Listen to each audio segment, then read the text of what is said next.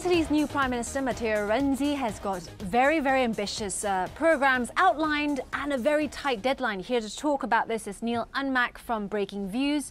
Let's talk about Renzi. He's got these big dreams, big plans, but the crux is, can he push it through?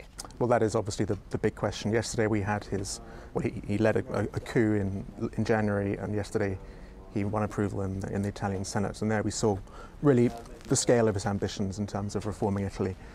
He outlined a series of measures over the next 6 months, far more ambitious measures than his predecessor, far more ambitious than his predecessor before that, Mario Monti, who was trying to reform Italy during a crisis. He wants to do labour reform, judicial reform, tax reform, all in the next 6 months. He also wants to push through his electoral reform, which is key to establishing a stable government, which Italy hasn't really had for a very long time.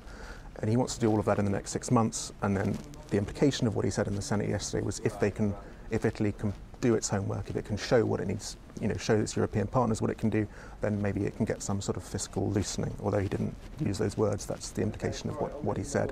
So that really sets Italy in 2014 on a sort of very tight trajectory to God knows what. So the key question is, can he deliver it? And the result from the Senate vote, which took a long time yesterday, was not terribly encouraging in that he got 169 votes, which is less than his predecessor, Enrico Letta, which shows really that he's not going to get any help from the opposition, and he also has challenges from within his own coalition, which is his centre-left party, the PD, and a small centrist group. And so really, what is the depth of their appetite for reform? That's the key question. Now, Neil, the other thing as well is all these reforms are going to cost a lot of money.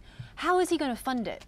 Yes, well, that is the basically the very big question and the missing piece yesterday. So he talked about lowering the tax wedge, in other words, lowering the cost of taxes and social security contributions on labour, and that clearly bogs down investment. He talked about a double-digit cut in the tax wedge. Well, that could mean lots of things, but if that means a double-digit drop in the percentage of the tax wedge, the cost could be in the tens of billions, possibly 30 billion. He's also talked about broadening unemployment benefits. That could also cost a lot more.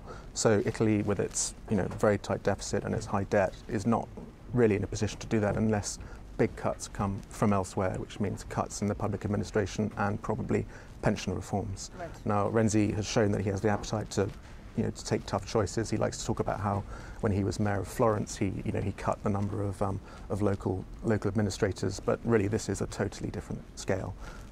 So that's and really doing all that in the next 6 months, or even making progress in the next 6 months, is not going to be easy.